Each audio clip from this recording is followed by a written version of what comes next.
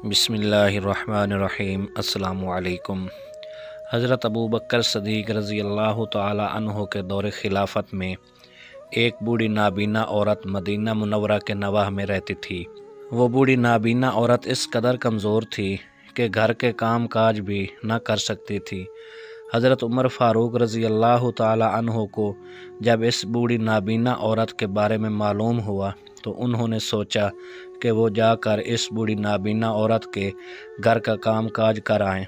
जब आप रज़ी अल्लाह तआला अन्हो इस बुढ़िया के घर पहुँचे तो आप रज़ी अल्लाह तआला अन्हो ने देखा कि इस नाबीना बुढ़िया का घर साफ़ सुथरा था, घर में पानी भी भरा हुआ था।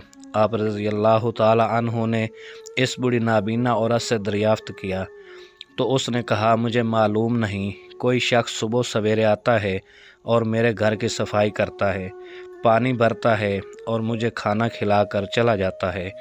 आप रज़ी अल्लाह तआला अन्हो ने इस नाबीना बुढ़िया की बात सुनने के बाद इरादा किया कि वो अगले रोज़ सुबह सवेरे आएंगे और देखेंगे वो कौन शख्स है जो इस नाबीना बुढ़िया के घर के काम काज करता है।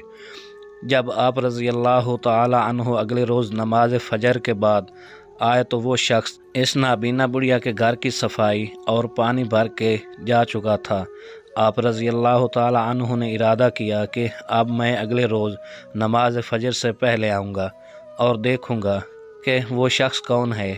अगले रोज़ आप रज़ी अल्लाह तआला अन्हो नमाज फ़जर से पहले इस नाबीना बुढ़िया के घर आए तो आप रज़ी अल्लाह तआला अन्हो ने देखा कि हज़रत अबू बकर सदीक़ रज़ी अल्लाह तआला अन्हो इस नाबीना बुढ़िया के घर की सफाई कर रहे हैं।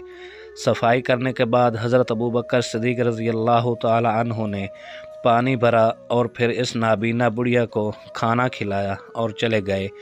आप रज़ी अल्लाह तआला अन्हो ने ये मंज़र देख कर फरमाया, अल्लाह की कसम, अबू बकर रज़ी अल्लाह तआला अन्हो से सबकत ले जाना मुमकिन नहीं।